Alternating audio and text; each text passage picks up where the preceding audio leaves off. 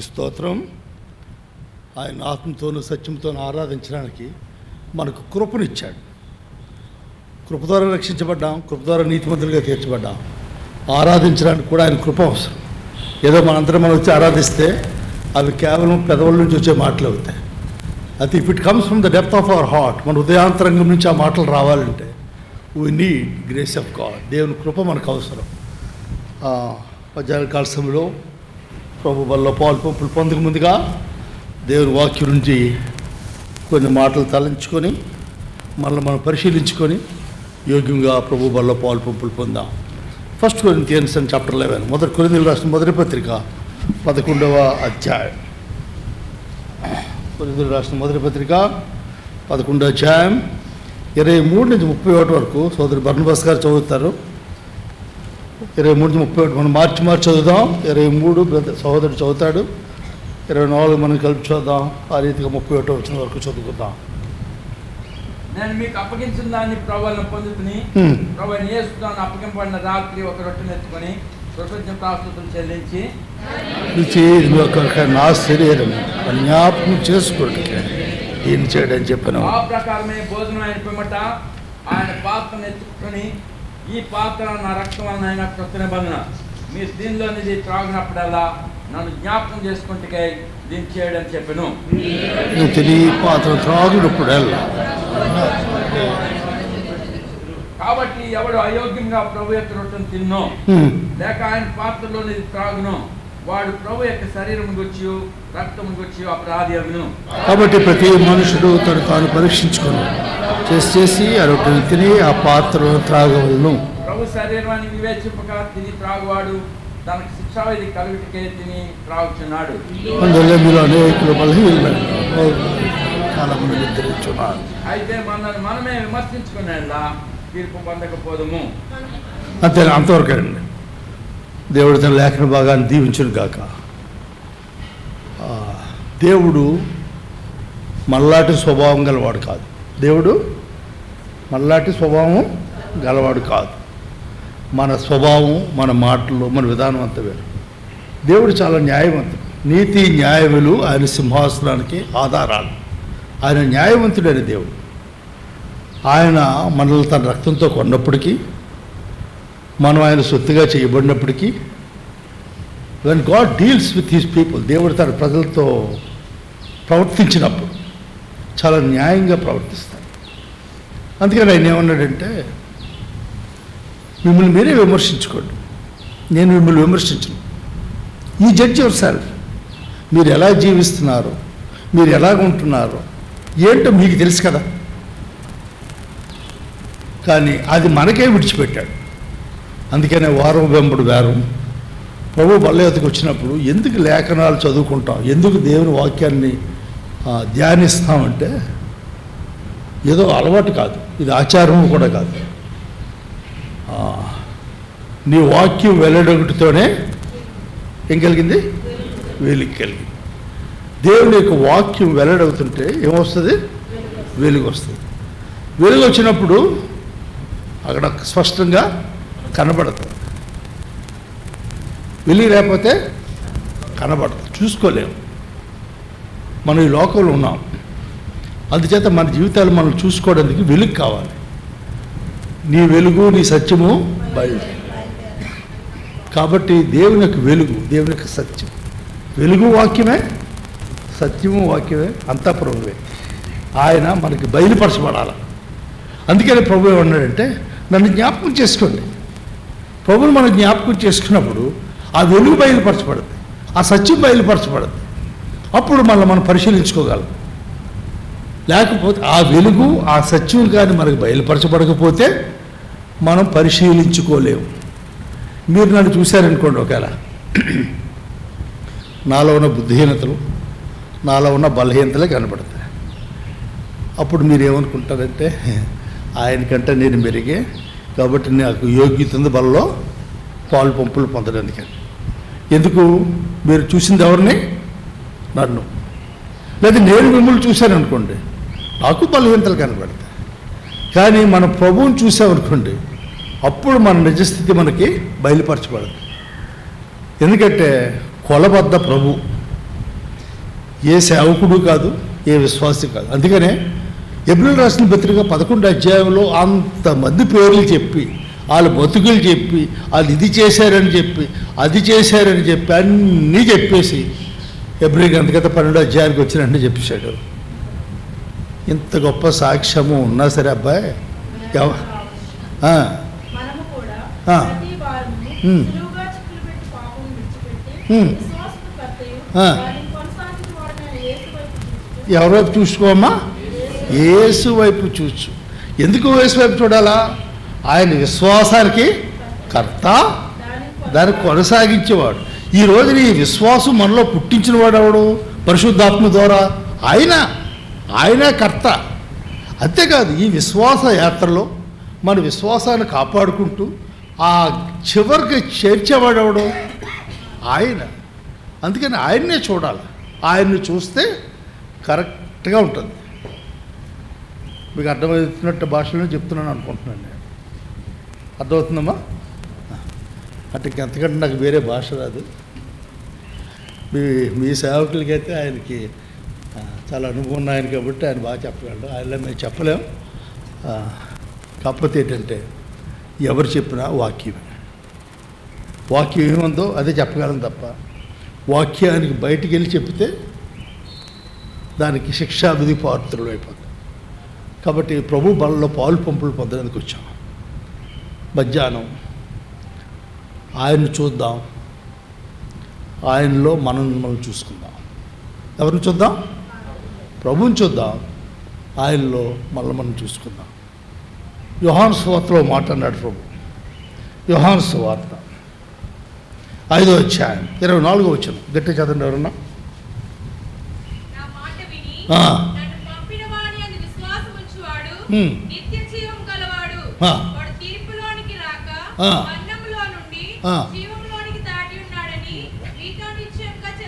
మీతో నిశ్చయముగా చెప్తున్నాను. ఏంటి చెప్తున్నాడు? నా మాట విని విశ్వాసం నుంచి ప్రతి వాడును నశింపక పొంది, అంటే తీర్పులోకి రాకుండా మరణంలోంచి జీవములోనికి దాటి ఉన్నాడు. అయితే ఈ మధ్యాహ్న కాల సమయంలో కొరింథీయులకు రాసిన పత్రికలో ఏం చెప్పబడుతూ వచ్చింది? మనల్ని మనం పరిశీలించుకోకపోతే మనం శిక్షకు పాత్రలు, అంటే తీర్పులోకి వస్తాం. మరలా ప్రభు మనల్ని రక్షించింది ఎందుకంటే మీరు తీర్పులోకి రాకూడదురా, మీరు మరణించి డైరెక్ట్ జీవంలోకి వెళ్ళిపోతే మనం ఏమంటే లేదు తీర్పులోకి రాకుండా ఎలాగా we want to come into the judgement. ఇందాక ఆ పాటలో ఉండదు, దేవుని తీర్పులు, దేవుని యొక్క ఉగ్రత మనం తట్టుకోలేవండి. అందుకనే ప్రభు ఆ ఉగ్రత అంతా తన కుమారుడి మీద వేసాడు. ఈ threw all the wrath of God on his son. తన కుమారుడి మీద కుమారుడిని భరించాడు. మనం తీర్పులోకి రాకుండా జీవంలో దాటాలి. ప్రార్థన చేసుకున్నారండి. పరిశుద్ధుడైన తండ్రి, జీవము గల మా ప్రభువా యేసు క్రీస్తు వారిని బట్టి మీకు వందనాలు. నిత్య నాశనానికి వెళ్ళవలసిన మమ్మల్ని, నిత్య నరకాగ్నికి వెళ్ళవలసిన మమ్మల్ని తప్పించడానికి మీరు మీ కుమారుని పంపించారు. మా మీద ఉన్న శిక్ష అంతటిని మీ కుమారుని మీద వేశారు. ఆ ఉగ్రత అంతా ఆయన మీద కుమ్మరించబడుతుంది. అందుకని ఆయన అన్నాడు, తండ్రి ఈ పాత్ర నుంచి తప్పించిన నిశ్చిత్తమైతే. బికాజ్ దట్ ఆ పాత్ర దేవుని ఉగ్రతతో నింపబడిన పాత్ర, ఆ పాత్రను ఆయన తీసుకున్నాడు, తాగాడు. ఎందుకంటే మేము జీవము గలవారు ఉండాలి, మేము నీతిమంతులుగా ఉండాలని, మేము నిత్యత్వంలో ఉండాలని మీకు వందనాలు చెల్లిస్తున్నాం. మధ్యాహ్న కాలంలో ప్రభు బలలో పాలు పంపులు పొందడానికి వచ్చిన మేము ప్రభా మీ కుమారుని యొక్క జీవము కలిగి ఆయన యొక్క రక్త మాంసాల సాదృశ్యము నా రొట్టెలు ఆ ద్రాక్షరసం తాగుతున్నప్పుడు we may have that life. ఆయన యొక్క నీతి, ఆయన యొక్క మంచితనం, ఆయన యొక్క ప్రేమ, ఆయన దయ అవన్నీ మేము కలిగి జీవించడానికి కృప చూపించమని యేసు ప్రభు నామములో ప్రార్థిస్తున్నాం తండ్రి. ప్రభువు చెప్తున్న మాటల్లో నన్ను జ్ఞాపకం చేసుకుంటూ ప్రభువును మధ్యాహ్న కాల సమయంలో కొన్ని మాటల ద్వారా జ్ఞాపకం చేసుకుందాం. మత్తయి సువార్త 27వ అధ్యాయం. మత్తయి సువార్త 27వ అధ్యాయం 12, 13, 14 వచనాలు దయచేసి చదవండి. ఆయన మీద నేరం మోపినప్పుడు ఆయన ప్రత్యుత్తరమేమీ ఇయ్యలేదు. కాబట్టి పిలాతు, నీ మీద మీరెన్ని నేరములు మోపుతున్నారో నీవు వినబడలేదా? అని ఆయన అడిగాను. అయితే ఆయన ఒక మాటకైనాను అతనికి ఉత్తరం వేయలేదు. కనుక అధిపతి మిక్కిలి ఆశ్చర్యపడేది. జనులు కోరుకున్న ఒక ఖైదీని పండుగలో విడుదల చేయట అధిపతికి వాడుక. ఆ కాలమందు బరబ్బను ప్రసిద్ధుడైన ఒక ఖైదీ చెరసాలలో ఉండేది. మీరు 12, 13, 14 చదివారు బ్రదర్, ఇంకా దాటిపోయారా? దాటిపోయినట్టున్నారు కదా. కాబట్టి ప్రభు మీద ఏం చేస్తున్నారు? నేరం మోపుతున్నారు. ఆయన నేరం చేశాడా? ఆయన నోట ఏ కపటం లేదు. ఆయన పాపం లేదు, పాపం చేయలేదు. ఆయనే ఛాలెంజ్ చేస్తాడు. నాలో పాపం ఉందని ఎవరు స్థాపించలేరు. ఎందుకంటే ఆయన పాపం లేనివాడుగా ఆయన పుట్టడు. ఆయన జన్మే పరిశుద్ధమైన జన్మ. ఆయన జీవించిన జీవితకాలం అంతట్లో ఆయన జీవించిన జీవితం పరిశుద్ధమైన జీవితం. అయితే వీళ్ళందరూ నేరం మోపుతున్నారు. అప్పుడు ఆయన ఏం చేస్తూ వచ్చాడు? కాబట్టి పిలాతు ఆశ్చర్యపోతా వచ్చాడు. ప్రియమైన దేవుని ప్రజలారా, ప్రభు అంటున్నాడు, నన్ను జ్ఞాపకం చేసుకోండి, నా జీవితాన్ని జ్ఞాపకం చేసుకోండి. ఆయన కూడా దేవుడు కుమారుడు, దేవాది దేవుడు. కానీ ఆయన ఈ భూమి మీదకి వచ్చినప్పుడు ఆయన ఒక మానవుడిగా వచ్చాడు. అది గమనించండి. ఆయన ఎలాగొచ్చాడు?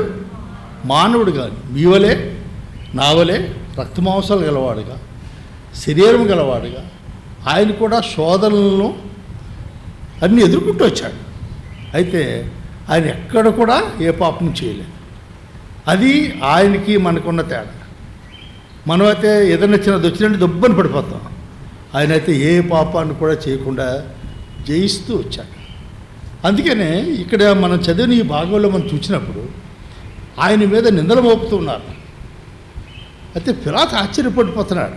ఏంటి ఇంతగా నిందలు మోపుతున్నా సరే ఈ వ్యక్తి ఏం చెల్లించట్లేదు. ఇప్పుడు ఏమీ చెల్లించకుండా ఉండాలంటే 2 ఉండాలండి. ఒకటి మెంటలోడై ఉండాలి. పిచ్చోడు ఉంటే వాడికి ఏమీ బుర్ర పనిచేది కట్టి చెల్లించలేదు. లేకపోతే చెవిటోడన్నా అయి ఉండాలి. కానీ మన ప్రభు మెంటలోడు కాదు, చెవిటోడు కూడా కాదు. అయితే ఎందుకైనా చెల్లించుకుని ఉన్నాడు. యాకోబు రాసిన పత్రికలో యాకోబు మంచి మాట రాస్తాడు. యాకోబు రాసిన పత్రిక 2 దయచేసి 1వ అధ్యాయం 19-20 వచనాలు. సహోదరులారా, నీతి సంగతి ఎరుగుదురు. కనుక ప్రతి మనుషుడు వినుటకు వేగిరపడవాడును, మాట్లాడటకు నిదానించువాడును, కోపించుటకు నిదానించువాడునే ఉండవలెను. ఎందుకనగా నరుని కోపము దేవుని నీతిని నెరవేర్చదు. నరుని కోపము దేవుని నీతిని నెరవేర్చదు. యేసుప్రభువు వారు ఈ లోకానికి ఎందుకు వచ్చాడు? దేవుని యొక్క నీతిని నెరవేర్చడానికి వచ్చాడు. దేవుని నీతిని నెరవేర్చాలంటే ఏం చేయాలి? అక్కడ ఇంతగా చదవమ్మా, నువ్వు చదువు మళ్ళీ సరే.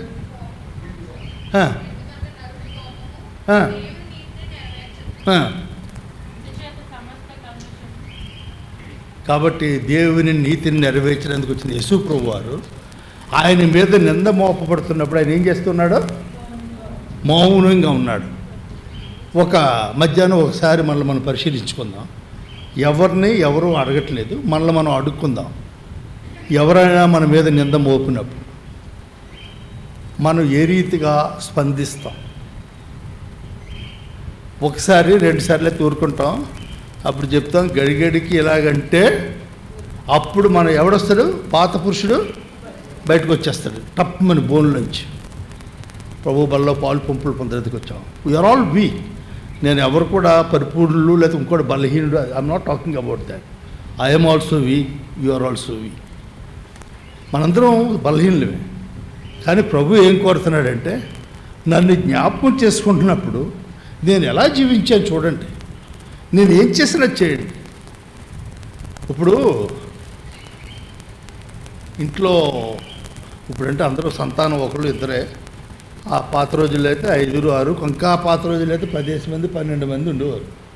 కాబట్టి పెద్దవాడిని తల్లిదండ్రులు బాగా తరబిదిచ్చేవారు. అంటే తరబిదేవాడు అంటే బాగా అన్నీ నేర్పినంత చేస్తే అప్పుడు మిగతా వాళ్ళు పెద్దవాడిని ఫాలో అవడానికి, అప్పుడు పెద్దవాడి దగ్గర నేర్చుకోవడానికి, పెద్దవాడి పిల్లలు కరెక్ట్ చేయడానికి. ఇప్పుడంటే తల్లిదండ్రులు కరెక్ట్ చేస్తేనే పిల్లలు ఒప్పుకోవట్లేదండి. అంటే తరాలు మారిపోయి నాశనానికి చాలా దగ్గరికి వెళ్ళిపోతున్నాం. ఎక్కడికి వెళ్ళిపోతున్నాం? ఏమంటే ఏంటంటున్నారు, ఇప్పుడు లేటెస్ట్ ఫ్యాషన్ అట. ఫ్యాషనో పాడో నాకు అర్థం కాదు, కానీ నాశనానికి మాత్రం చేరువుగా ఉన్నారని మాత్రం నాకు తెలుసు. I know it very 100% I know it. వాళ్ళు లేటెస్ట్ ఫ్యాషను ఇప్పుడు ఇలాగే ఉంటుంది అంటే ఇలాగ ఉంటుంది. దేవుని వాక్యం ఎలా ఉండాలని చెప్తుందో అలాగే ఉండాలి. అది ఎవడైనా సరే. We cannot change the word of God. దేవుని వాక్యాన్ని మనకు ఎవడో మార్చడానికి మనకి ఎవరికి హక్కు లేదు. దేవుని వాక్యం ఏమని చెప్తుందో అలాగే ప్రతి వాళ్ళు జీవించాలి.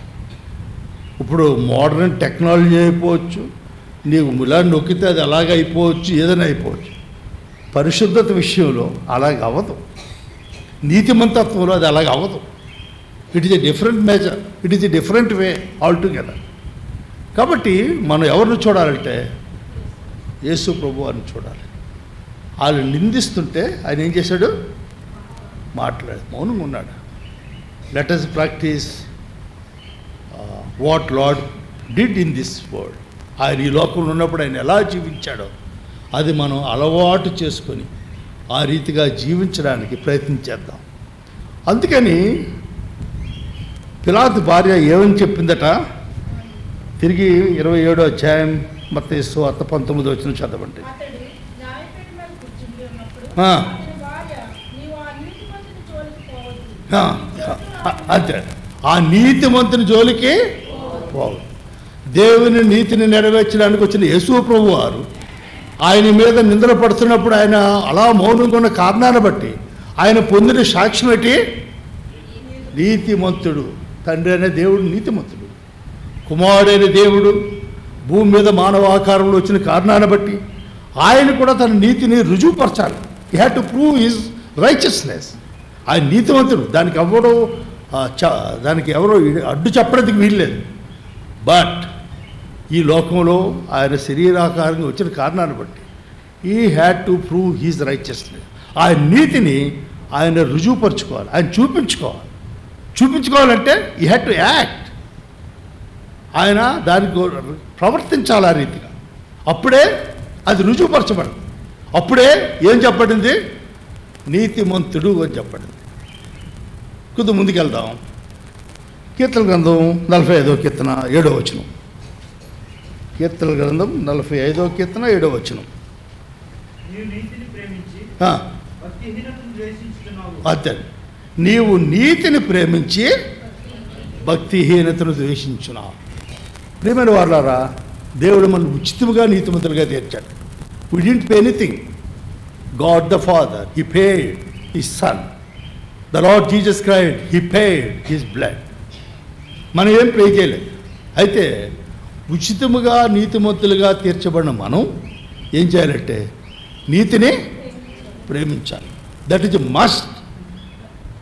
Is must. అమ్మా చేయాలి. లేదు నేను చాలా కష్టాల్లో లోకంలో ఉన్నాను కాబట్టి తట్టుకోవడం కష్టం ఉంది. కాబట్టి సండే మార్నింగ్ వర్షిప్కి వచ్చిన దగ్గర నుంచి నేను మందిరం నుంచి వెళ్ళే వరకు నీతిమంతుడిగానే ఉంటాను. వారం అంతా అంటే అది వేరే, చూస్తాను తర్వాత. అంటే ప్రియమైన వాళ్ళారా, దేవుడు అందుకని నన్ను నీతిమంతులుగా చేయలేదు.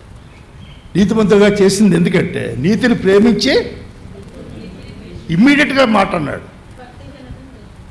ఈ మాట అన్నా అంటే ఆ మాట అన్నాడు. నీతిని ప్రేమిస్తే ఈ రెండు కలిసి వెళ్ళడానికి వీలు లేదు. ఈ రెండు కలిసి వెళ్ళడానికి వీలు లేదు. ఎబ్రిల్ రాసిన పత్రిక 1వ అధ్యాయం 9వ వచనం చదవండి. నీవు నీతిని ప్రేమించుకుని ఆ. దుర్నీతిని ద్వేషించుకుని ఆ. అందుచేత దేవుడు హ్మ్. నీ దేవుడు నీ తోడివారి కంటే హ్మ్. నిన్ను హెచ్చించినట్లుగా హ్మ్. ఆనందకాయంతో అభిషేకించు. ఏమని రాయబడిందమ్మా? నువ్వు నీతిని ప్రేమించి దుర్నీతిని ద్వేషించి కాబట్టి అందుచేత దేవుడు ఆ. నీ దేవుడు ఆ. నీ తోడివారి కంటే హ్మ్. నిన్ను హెచ్చించినట్లుగా హ్మ్. ఆనందకాయంతో అభిషేకించు. ఉదయం బర్నబాస్ గారు ఆరాధనకి ఈ పాట పాడారు, 90వ పాట. దయచేసి మళ్ళా బ్రదర్ వాయించాలా? పల్లవి మొదటి చరణం పాడతాం. 90వ పాట.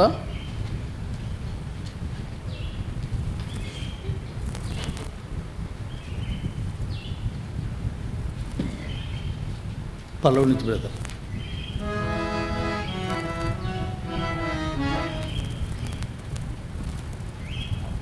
పల్లవి వచ్చింది.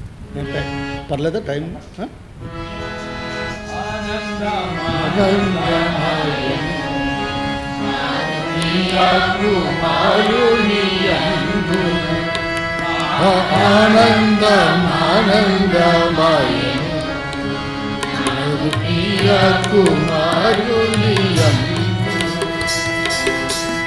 తనయుని మాట వినండని, తనయుని మాట వినండని, శబ్దము కటియ మేఘములో, శబ్దము కటియ మేఘములో ఉద్భవించే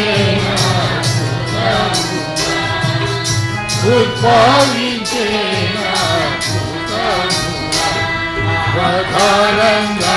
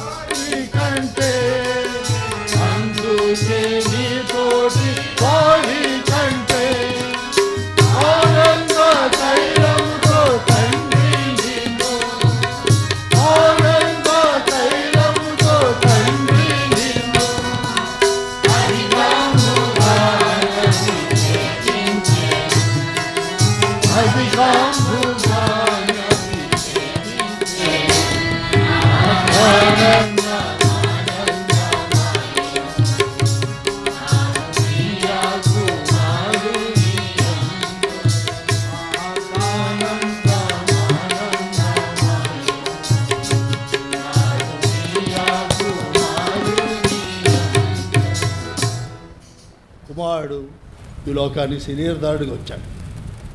ఆయన నీతిని ప్రేమిస్తూ ద్వేషిస్తున్నాడు. అందుకని తండ్రి ఏం చేశాడట? అక్కడ ఉందమ్మా.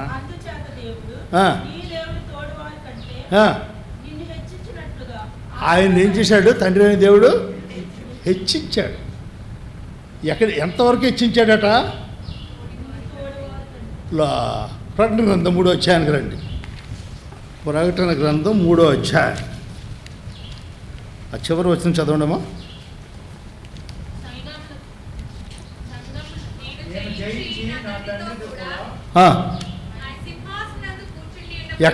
ఎంతవరకు హెచ్చించాడు తండ్రి అయిన దేవుడు?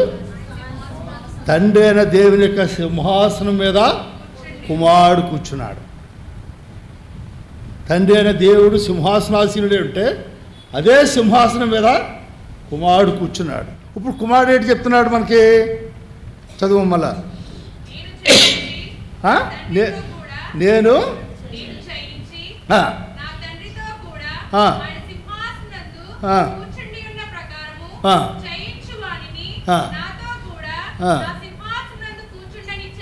అది కాబట్టి కుమారుడికి ఏదైతే కొలతో నీకు నాకు కూడా అదే కొలత. ఏంటి కొలత? కుమారుడికి ఆయన జయిస్తూ వచ్చాడు. ఏం చేశాడు? జయిస్తూ వచ్చాడు. జయిస్తూ వచ్చిన కారణాన్ని బట్టి తండ్రి ఏం చేశాడు చెప్పండి. మీరు చెప్పే వరకు నేను ఇలాగ ఉంటా. హెచ్చించి తన సింహాసనం మీద కూర్చోబెట్టాడు. కాబట్టి యేసు ప్రభువారు మనతో ఏం చెప్తున్నాడు? నేను తండ్రి ఆయన ఊరికినే తీసుకెళ్ళిపోయి కూర్చోబెట్టలేదట. ఎందుకు కూర్చోబెట్టాడట? జయిస్తూ వచ్చాడు. కాబట్టి ఆయన మనకి ఇచ్చిన సలహా ఏంటంటే నన్ను చూసి లేకపోతే నన్ను జ్ఞాపకం చేసుకోండి అంటే ఏంటి జ్ఞాపకం చేసుకుంటాం? ఆయన జయిస్తూ వెళ్ళాడు. ప్రకటన గ్రంథంలో 7 సంఘాలు ఉన్నాయి, అందరికీ తెలుసు. 7 సంఘాలకి ప్రభు రాస్తూ వచ్చాడు. అయితే 7 సంఘాల్లో ఆఖరు సంఘం లవదోకియా సంఘం. లవదోకియా అంటే సంఘం అంటే ఈ కాలంలో ఉన్న సంఘ కాలం అని పెద్దలు చెప్తారు. కానీ ఆ సంఘానికుల్లో ఉన్న దౌర్భాగ్యత ఇంకే సంఘంలో ఉండదు. ఎందుకంటే వాళ్ళు గుడ్డోళ్ళు అయ్యి వాళ్ళు బాగా చూస్తున్నాడు అనుకుంటారు, ఆడు భిక్షగాడయ్యి ధనవంతుడు అనుకుంటాడు. మరి అది చాలా వింతగా ఉంటుంది కదా. అటువంటి సంఘంతో ప్రభు చెప్తున్నాడు, నేను జయించి నా తండ్రితో ఆయన సింహాసనం కూర్చున్న రీతిగా మీరు కూడా జయిస్తే అది. కాబట్టి ఆప్షన్ ఈజ్ ఓపెన్. మీరు జయిస్తే నాలాగే నా సింహాసనం ముందు కూర్చుంటారు. జయించకపోతే, కాబట్టి కూర్చోకపోతే పర్లేదు. నాకు భయం ఏంటంటే వెళ్ళమని అక్కడికి కూర్చో సింహాసనం లేకపోతే పోయింది. అసలు ముందు స్థలం ఉంటుంది లేదు చూడండి. ప్రియమైన వాళ్ళారా, ఆయన మనల్ని ఉచితంగా నీతిమంతులుగా తీర్చాడు. నీతిని ప్రేమించేవారు ఉండాలి. నీతిని ప్రేమిస్తే దుర్నీతిని ద్వేషించేవారు ఉండాలి. ప్రభు ఆ రీతిగా చేసిన కారణాన్ని బట్టి తండ్రి ఏం చేశాడో దేవుని వాక్యంలో రాయబడి ఉంది. There is no hidden thing. క్రైస్తవ జీవితం చాలా స్పష్టంగా ఉన్న బాట. ఏంటి? చాలా స్పష్టంగా ఉన్న బాట. అంటే మన ముందెళ్ళిన ఆయన ఎలాగెళ్ళాడో అది మనకు కనబడుతుంట. అవర్ లీడర్, మన నాయకుడు ఎలాగెళ్ళాడో మనకి స్పష్టంగా వ్రాయబడింది. కాబట్టి ఇట్ ఈజీ, కానీ అంటే it is not that easy. చెప్పుకోవడానికి ఈజీగా ఉన్నట్టు ఉంటుంది, కానీ జీవించడం చాలా కష్టం. కానీ అంత కష్టం కూడా కాదు. ప్రభు మీద ఆధారపడి మనకంటా ముందు జీవించిన దైవజనులు ఉన్నారు, దైవజనులు రాండ్రు ఉన్నారు. మత్తయి సువార్తలో ప్రభు ఓ మాట చెప్తూ వచ్చాడు. మత్తయి సువార్త 5వ అధ్యాయం. నేను ముందుకు వెళ్ళిపోవడానికి కొద్దిగా బేగా అంచేత కొద్దిగా కట్ చేసుకొని వెళ్ళిపోతున్నాను, క్షమించండి. మత్తయి సువార్త 5వ అధ్యాయం 6వ వచనం చదవండి.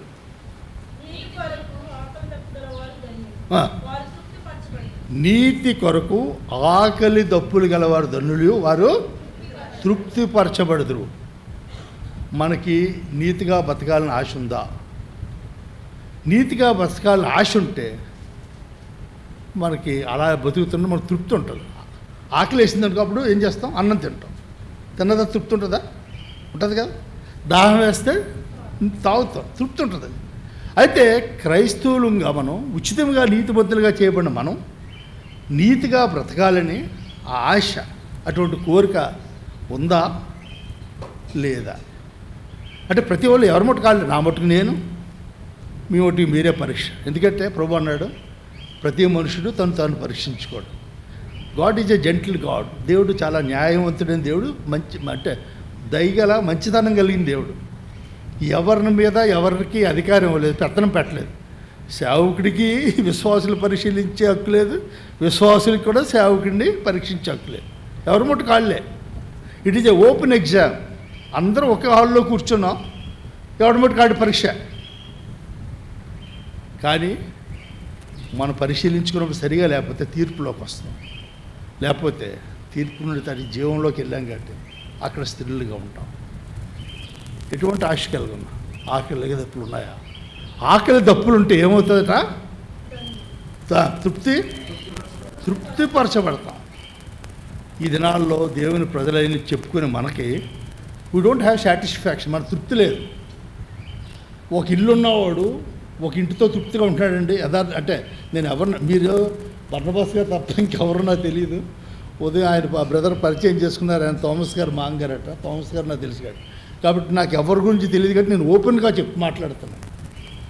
దేవుని ప్రజలమైన మనం నిజంగా తృప్తిగా జీవిస్తున్నామా?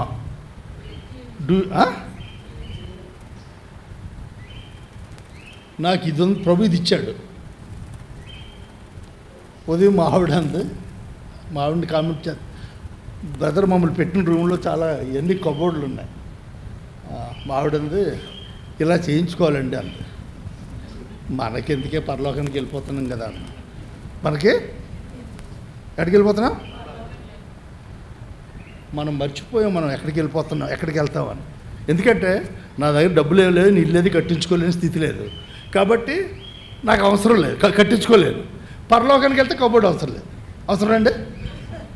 భూమి మీద ఏమో నేను కలిగి ఉండలేను, పరలోకంలో నాకు అది అవసరం లేదు. So do I to think about the cupboards?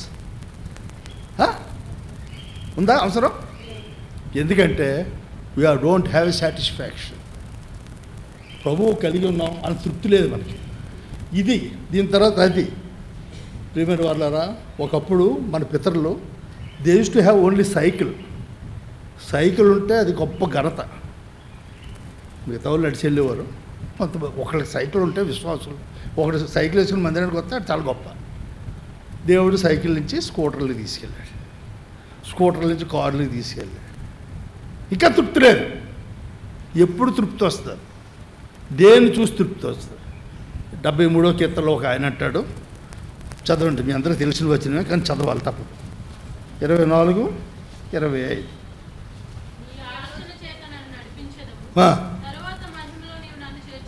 ఆగమ్మ. తర్వాత ఎక్కడ చేర్చుకుంటాడట? మనకేమన్నా అలాంటి నమ్మకం ఏమైనా ఉందా? ప్రభువు నన్ను బైబిల్లో చేర్చుకుంటాడన్న నమ్మకం ఏమైనా బై మిస్టేక్ అంటే మనం వదిలేసాం. అంతా భక్తి అంతా బజార్కి వెళ్ళిపోయింది, లేదా సాకిరేవికి వెళ్ళిపోయింది. ఏదన్నా మనకు హోప్ ఉందా మహిమలో ప్రభు చేర్చుకుంటాడని? By mistake. తర్వాతమ్మా,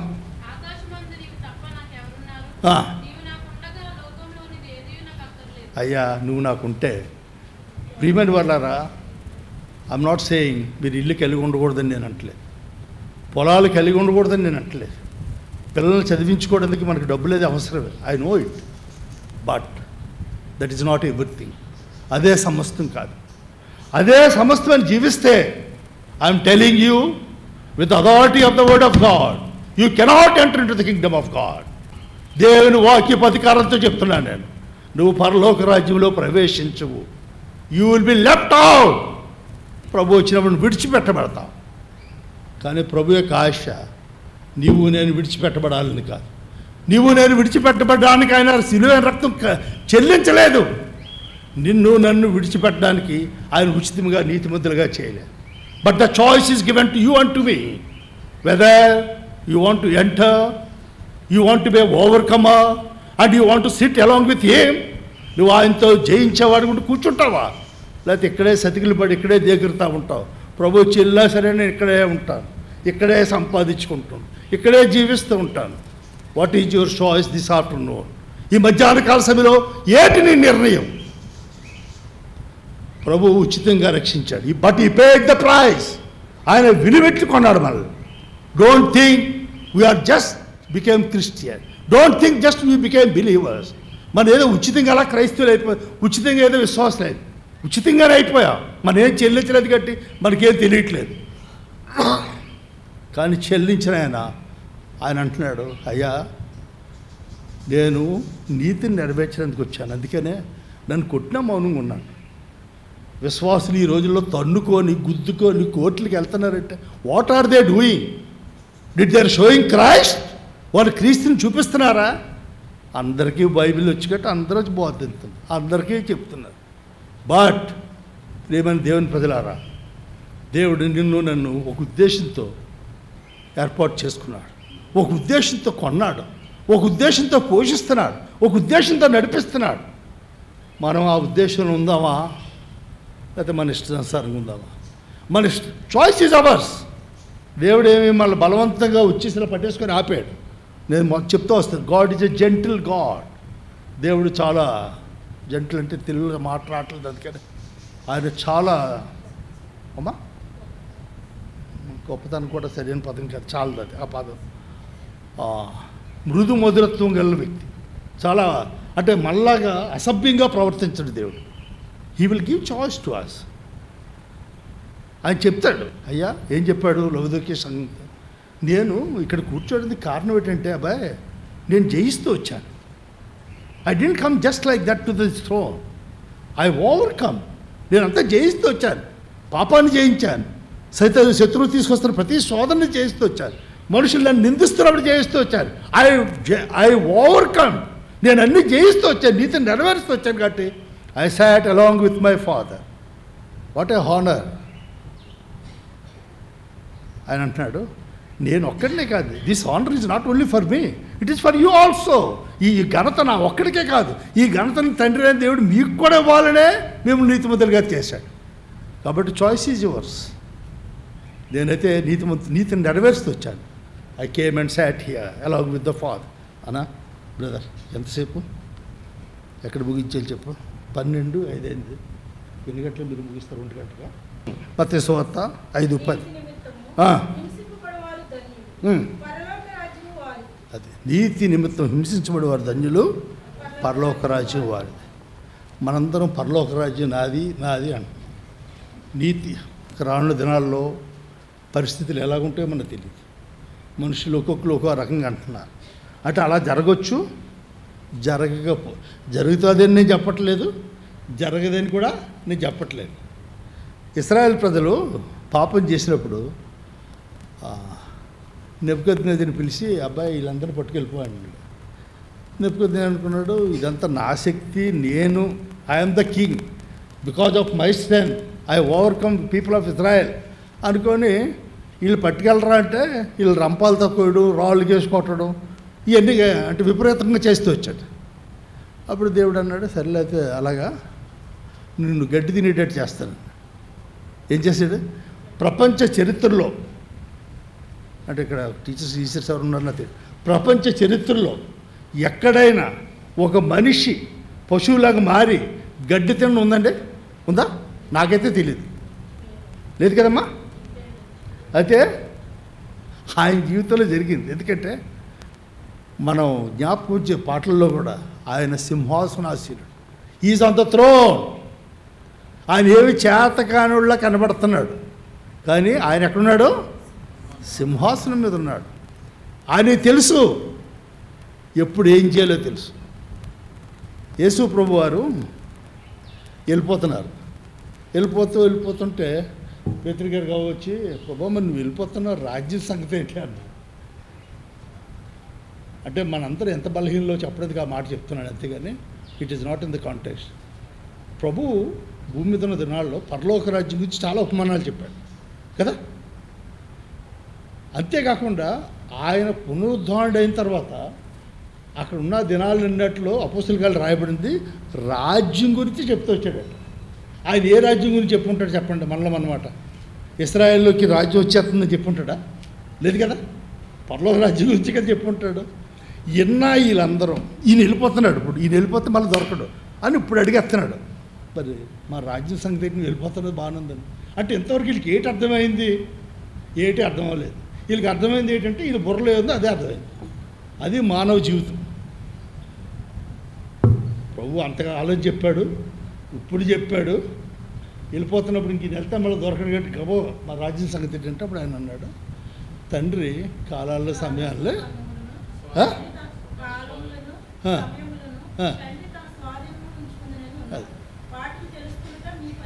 అది అబ్బాయి కాలాల సమయాలు తండ్రి తన స్వాధీనంలో ఉంచుకున్నాడు అంటే తెలుసుకోవడానికి మీరు ఏం ట్రై చేసేయండి. అంటే నేను ఇప్పుడు ఎందుకు చెప్తున్నానంటే మనకి హింసలు రావచ్చు, రాకపోవచ్చు. అంటే కానీ లెటర్స్ గెట్ రెడీ, హింసలు వస్తాయని తయారై ఉందాం. వరస్ట్ గురించి సిద్ధపడ్డాం అనుకోండి, గుడ్డు వచ్చింది అనుకో బెటర్ కదా. గుడ్డు అనుకొని సిద్ధపడితే వరస్ట్ అయితే కష్టం కదా. కాబట్టి ఏదన్నా రావచ్చు. నీతి కొరకు హింసించబడేవారు ధన్యుల వారిదే. అయితే ఎవరైతే ప్రభు కొరకు హింసించబడతారో surely heaven is for them. ఎందుకంటే ప్రభు హింసించబడుతూ వచ్చాడు, హేళన చేయబడుతూ వచ్చాడు, తండ్రి పక్కన కూర్చుంటూ వచ్చాడు. కాబట్టి ఆయన అంటున్నాడు, పరలోక రాజ్యం మీకు కావాలంటే హింసపడాలి, ఆకలి దప్పులు కనుక ఆశ కలిగి ఉండాలి. దావీదు ఎప్పుడు ఒక విషయంలో చాలా జాగ్రత్తగా ఉంటూ వచ్చాడు. ఏమంటున్నాడంటే కీర్తన గ్రంథం 7వ అధ్యాయం 9వ వచనానికి రండి. కీర్తన గ్రంథం 7వ అధ్యాయం 9వ వచనం. నాకు ఇచ్చిన టైంలో నేను మన కొద్ది ముందుకు వెళ్ళిపోదాం కావా. అది దేవుడు ఎవరట? దేవుడు ఉదయం మనం చూస్తూ నీతిని ప్రేమించేవాడు, నీతి న్యాయములు జరిగించేవాడు, నీతిగల సింహాసనం గలవాడు, నీతి న్యాయం సింహాసనానికి ఆధారాలని చాలా మాటలు చూస్తూ వచ్చాం. మధ్యాహ్న కాల సమయంలో ఇంకో మాట గుర్తు చేసుకుందా. దేవుడు ఎవరట? హృదయములను. మనం దేవుని బడిలోని మనం ఒకసారి కాదు చాలాసార్లు దేవుడు వింటాడని మర్చిపోతున్నాం, దేవుడు చూస్తున్నాడని మర్చిపోతున్నాం. వింటున్నాడు చూస్తున్నాడని మర్చిపోతే ఇంకా హృదయాల్ని పరిశీలించాలని ఇంకేం గుర్తుంటుందండి మనకి? We forgotten what God is. దేవుడు ఎవరన్నది మనం పూర్తిగా మర్చిపోయామండి. Sorry to say, but this is the truth. మీకు ఇష్టం ఉన్నా లేకపోయినా ఇది సత్యం. ఏంటి సత్యం? ఆయన హృదయాల్ని హృదయమును అంతరంగాలను పరిశోధించే నీతిగల దేవుడు. అందుకనే దావీదు ఎప్పుడు కూడా ఏం చేస్తున్నాడట? 17వ అధ్యాయం 3వ వచనంలో ఏమంటున్నాడు? బేగమ్మ గవ్వ ఈ సన్నిధి నుండి 17 అమ్మ చూడు. రాత్రివేళ నీవు నన్ను దర్శించి ఆ, నా హృదయం పరిశీలించుదువు. ఆ, నన్ను పరిశోధించుదువు. ఆ. నీకు ఏ దురాలోచనయు కానరాదు. అది దావీదు ఏం చేసుకుంటున్నాడంటే తను తాను చాలా జాగ్రత్తగా అంటే కాపాడుకుంటున్నా, అంటే తన హృదయాన్ని పరిశీలించుకొని శుద్ధి చేసుకుంటున్న కారణాన్ని బట్టి దేవుడు వచ్చాడట. ఇప్పుడు రాత్రి వేళ. రాత్రి అన్నది నిజంగా రాత్రి అవ్వచ్చు, లేకపోతే ఇన్ ఈ టైమ్ ఆఫ్ డిఫికల్టీ అవ్వచ్చు. ఏదో సమయంలో దేవుడు వచ్చాడు. దేవుడు వచ్చి చూస్తే ఏమైంది అమ్మా? రాత్రివేళ నీవు నన్ను దర్శించి ఆ. నా హృదయమును పరిశీలించుదువు. ఆ. నన్ను పరిశోధించుదువు. ఆ. నీకు ఏ దురాలోచనయు కానరాదు. కాబట్టి దేవుడు వచ్చి దావీదుని చూసినప్పుడట God didn't find any wrong in David. దావీదుని పరిశీలించిన దేవుడు నిన్ను నన్ను కూడా పరిశీలించి మనలో ఏ దుష్టత్వం కానీ ఏ దుర్మార్గత కానీ దేవునికి ఇష్టం లేనిది ఏది కూడా కనుక్కోకుండా ఉండాలని దేవునికి ఆశ. అర్థమైందా? అందుకనే దావీదు తన కుమారుడైన సొలొమోనుతో ఏం చెప్తున్నాడంటే మొదటి వృత్తాంతంలో 28:9 ఏం చెప్పాడు చూడండి సార్. బేగమ్మ ఎవరన్నా మొదటి వృత్తాంతంలో 28:9. సొలొమోనా, నా కుమారుడా, ఆ, నీ తండ్రి యొక్క దేవుడైన యెహోవా ఆ, అందరి హృదయములను పరిశోధించువాడు, ఆ, ఆలోచనలన్నిటినీ సంకల్పములన్నిటినీ ఎరిగినవాడనే ఉన్నాడు. ఆ, నీవు ఆయనను తెలుసుకొని ఆ, హృదయపూర్వకముగాను ఆ, మనస్పూర్వకముగాను ఆ, ఆయనను సేవించుకుని ఆ, ఆయనను వెదకిన ఎడల ఆ, ఆయన నీకు ప్రత్యక్షమగును. ఆ, నీవు ఆయనను విసర్జించిన ఎడల ఆ. ఆయన నిన్ను నిత్యము త్రోసివేయును. ఎందుకంటే దావీదు ఎవరట? ఆయన పేరు దేవుని యొక్క హృదయానుసారుడు. కాబట్టి దేవుని యొక్క హృదయాన్ని దావీదు బాగా ఎరిగాడు. కాబట్టి ఆ హృదయాన్ని ఎరిగిన దావీదు ఆ రీతిగా జీవిస్తున్నాడు. మీరు బెత్షెబా గురించి అది మాట్లాడొద్దు ఇక్కడ. ఆ పతనాలు అయిన తర్వాత దావీదు చాలా నేర్చుకుంటూ వచ్చాడు. వీఆర్ ఆల్ వీక్ అని చెప్పాను కదా, అలాగే దావీదు కూడా ఒక మనిషే కదా, పడ్డాడు. కాబట్టి ప్రభు నీకు శిక్షిస్తానన్నాడు, అలాగే శిక్షిస్తూనే వచ్చాడు. తన జీవితకాలం అంతా యుద్ధాలు, సొంత కుమారుడే పరిగెట్టించాడు, ఇవన్నీ ఉన్నాయి. అదంతా వేరే సబ్జెక్ట్, అది కాదు మనం మాట్లాడేది. అయితే దావీదు తన హృదయాన్ని ఏ రీతిగా కాపాడుకుంటూ వచ్చాడు. దేవుడు వచ్చి చూసినప్పుడు తన హృదయం ఎలాగుంది. అందుకనే తను వెళ్ళిపోతున్నప్పుడు తన కొడుకు చెప్పాడు, అబ్బాయి దేవుడు అంటే ఇదిరా, దేవుడు అంటే ఇది ఏంటి? మళ్ళీ చదవం గట్టిగా. సొలొమోనా, ఆ, నా కుమారుడా, ఆ, నీ తండ్రి యొక్క దేవుడైన యెహోవా ఆ. అందరి హృదయములను పరిశోధించువాడు. అందరి హృదయాలు. ఎవరి హృదయాలు? అందరి. కూర్చున్న మనందరి, నిలబడ్డ నా హృదయం, మన అందరి హృదయాలు కూడా ఇప్పుడు పరిశీలించేవాడు ఆయన. ఆలోచనలన్నిటినీ ఆ, సంకల్పములన్నిటినీ ఆ, ఎరిగినవాడనే ఉన్నాడు. అది. నీవు ఆయనను తెలుసుకొని హ్మ్, హృదయపూర్వకముగాను హ్మ్, మనస్పూర్వకముగాను హ్మ్, ఆయనను సేవించుకుని హ్మ్. హృదయపూర్వకంగాను మనసు. ఆ, ఆయనను వెతికి ఆ, ఆయన వెతికిన ఎడల ఆ, ఆయన నీకు ప్రత్యక్షమగును. అవును. నీవు ఆయనను విసర్జించిన ఎడల నీవు ఆయన విసర్జించిన ఎట్లా? ఆయన నిన్ను నిత్యముగా త్రోసివేయును. అది. నువ్వు ఆయన విసర్జిస్తే ఏం చేస్తాడు? ఆయన త్రోసివేస్తాడు. ప్రియమైన వాళ్ళారా, దేవుడు దయగలవాడు. మళ్ళీ చెప్తున్నాను, ఆయన మనల్ని ఉచితంగా ప్రేమించాడు, ఉచితంగా మనకి రక్షణ ఇచ్చాడు, ఉచితంగా నీతిమంతులుగా చేశాడు. అయితే మనల్ని మనం ఆయన పక్షంగా ఆ రీతిగా లేకపోతే మనం త్రోసివేయబడతాం. త్రోసివేయాలన్నది ఆయనకు ఉద్దేశం కాదు. It is up to us. ఆయన మనల్ని జాగ్రత్తగా చూసి మనతో ఆయన ఉండి ఆయనతో మనం ఉండేటట్టుగా ఉండాలంటే మనమే దానికి. అయితే దేవుడు తన గురించి ఏం చెప్తున్నాడు ఇర్మియా గ్రంథంలో చూద్దామండి. ఇర్మియా గ్రంథం 17వ అధ్యాయం 9-10 వచనాలు. కొద్దిగా ఫాస్ట్గా వెళ్దాం, ఇంకొక 2-3 రిఫరెన్స్లతో మనం ముగించేద్దాం. రెండు దయచేసి.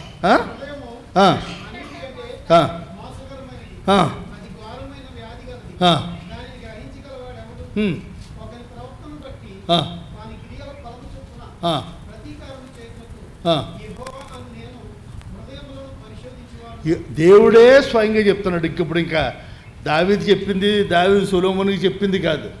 Just we are coming to God. దేవుడు ఏడు చెప్తున్నాడో అది ఫైనల్. ఏమిటన్నా మళ్ళీ సార్ చదవండి బ్రదర్.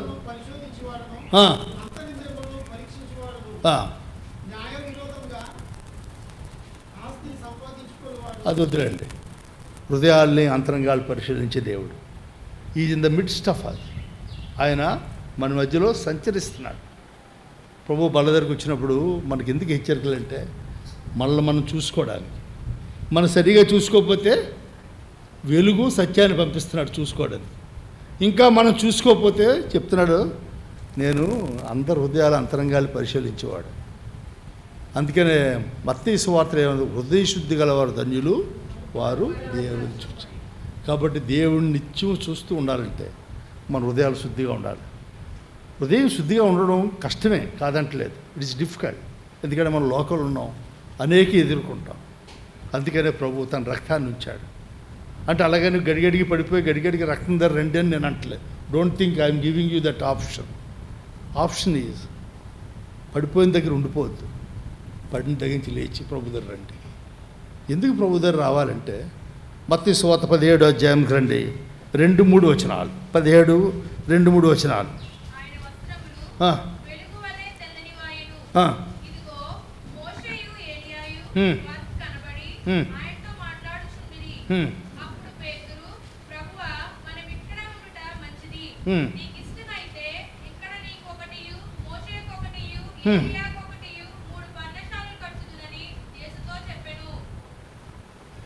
ఎక్కడ మిస్ అయిపోయామ్మా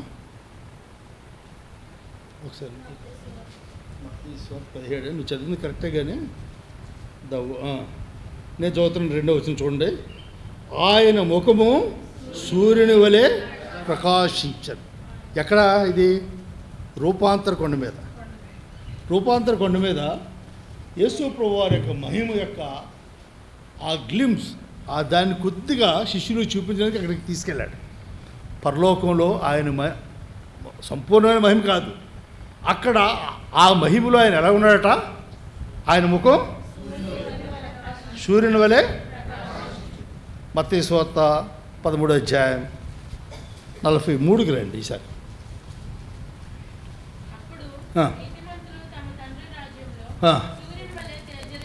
అది నీతిమంతులు ఎక్కడమ్మా ఎక్కడితే అది చదువు. నువ్వు ఇచ్చేసుకుని కొంత నాకు ఇస్తేలాగా. Don't take some, give everything. నీతిమంతులు తమ తండ్రి రాజ్యంలో సూర్యుని వలె. They are God children. ప్రియమైన దేవుని ప్రజలారా, గాడ్ ఆయన సింహాసనం నీతి న్యాయం గల సింహాసనం. నీతి న్యాయం గల సింహాసనం మీద ఉన్న దేవుడు తన కుమారుడికి ముఖం ఎలా ఉంది? సూర్యుని వలె ప్రకాశిస్తుంది. నీతిమంతులైన ప్రతివాడు కూడా సూర్యుని వలె ప్రకాశించడానికే నీతిమంతులుగా చేశాడు. Not lesser than that. జయించితే కుమారుడు కూర్చున్నట్టుగానే మనం కూడా కూర్చుంటాం. ఈ నీతి కొరకు ఆకలి దప్పులు కలిగి ఈ నీతి కొరకు జీవిస్తే, నీతి కొరకు హింసించబడుతూ ఉంటే ఓ దినాన్ని వాట్ ఈజ్ అవర్ హోప్? తండ్రి రాజ్యంలో ఎలా ఉంటాం? సూర్యుని వలె. ఆయన ఎలా ఉన్నాడో అదే కదా యోహాను రాస్తాడు. మనం ఏమైనా తెలియదు కానీ ఆయన చదివేమా సరే.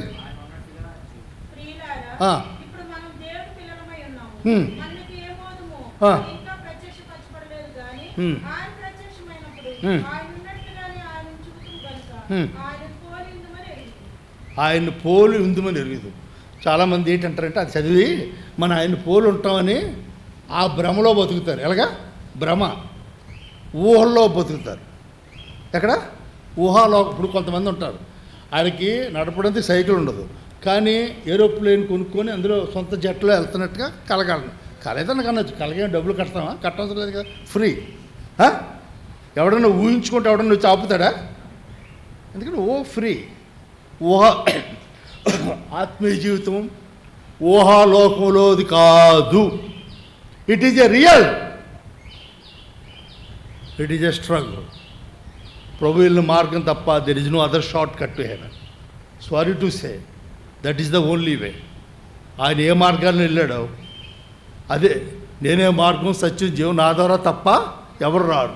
ఎందుకంటే ఆయనకు ఒక్కడికే తెలుసు ఆ మార్గం, అందుకని ఆయన ఒక్కడే వెళ్తున్నాడు. We are just followers, we have to follow each footstep. అందుకని పేతురు అంటాడు, ఆయన మనకు మాదిరి నుంచి వెళ్ళిపోయాడు. కాబట్టి let us walk in his foot step. నువ్వు నిజంగా పరలోకానికి వెళ్ళాలి అనుకుంటే, లేదు వచ్చి వెళ్తాం ఏదో టైంపాస్గా చర్చకు మందిరానికి వస్తామండి, పరలోకానికి అప్పుడు వెళ్తాం, లేదా లేదంటే ఇట్స్ అప్ టు యూ. అది మీకే విడిచిపెట్టబడింది, అది నాకే విడిచిపెట్టబడింది.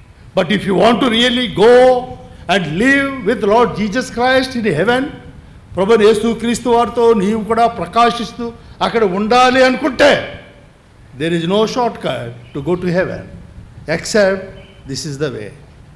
మార్గమైన ప్రభు ఆయన ఏం చేస్తూ వచ్చాడు? ఆయన దయగల మాటలకు ఆశ్చర్యపోతూ వచ్చాడు. How is our words? తీర్పు తీరుస్తున్నప్పుడు అన్నాడు, వీళ్ళు ఆకలిగా నుండి చేశారు, వీళ్ళు ఇది ఏమన్నా ఇతరులకి చేసే మనసు ఏమైనా ఉందా మనకి? లేకపోతే మనకు మనం చేసుకోవడానికే సరిపోతుంది ఆ జీవితం? ఏటి బ్రదర్, మాది మాకే చాలదు, ఇంకోటికి ఏంటి? Yes, it is true. మాసిదోనియ సంఘాలు అట పేతురు పౌలు రాస్తున్నాడు, వాళ్ళు బీదలు కాదు. ఎవరండి వాళ్ళు? అది వాళ్ళు చాలా ధనవంతులు కాబట్టి ఇచ్చారంటున్నాడా? బీదలకి బీదలంటే బాగుంటుందండి, కనీసం ఒక పూట ఉండదే ఆడికి. వీడికి ఒక పూట కూడా లేడు వీడు, కానీ ఎందుని పట్టిస్తున్నాడు? They are walking in the ways of the Lord. ప్రియమైన వాళ్ళారా, క్రైస్తవ జీవితం అనుకున్నంత ఈజీ కాదు, అలాగని చెప్పుకోవడానికి అంత కష్టం కూడా కాదు. ఎందుకంటే అవర్ మాస్టర్ ఈవెంట్, విశ్వాసాన్ని కర్త కొనసాగించేవాడు ఆయన వెళ్తూ ఉన్నాడు కాదు, వెళ్ళిపోయాడు. He reached already. So let us walk in his foot step looking up to Jesus. ప్రభు వల్ల మనకు అది జ్ఞాపకం చేస్తుంది. మనం హృదయాలను అంతరంగాలను పరిశోధించేవాడు as is moving in the midst of all. బాబు ఏంటి వింటున్నావా, లేకపోతే నువ్వేదో మాట్లాడుకుంటున్నట్టున్నావు? ఆయన మన మధ్యలో సంచరిస్తుంటాడుగా. Let us examine our hearts, how is our life. నీతిమంతులుగా చేయబడ్డాం, ఉచిత ఫ్రీ. కానీ నీతిమంతులుగా కొనసాగించడానికి we had to pay the price. That is not free. We had to sacrifice few things. We had to commit our life to the Lord. We had to think about a next door person. Who is the next door? నీ పక్కన ఉన్నోడిని జ్ఞాపకం చేసుకోవాలి. ఆడి గురించి కూడా ఆలోచన కలిగి ఉండాలి. ప్రార్థన చేస్తావో, సహాయం చేస్తావో, ఏం చేస్తావు? That is our job. మీ సత్క్రియలు చూసి వాళ్ళు నన్ను మహింపరచాలి. మనకి ఏమైనా ఉన్నాయా అసలు మన జీవితంలో? మనం పరిశీలించుకొని ప్రభు వల్ల పాల్పొందాం. దేవుడు మనకు సహాయం చేయను కాక.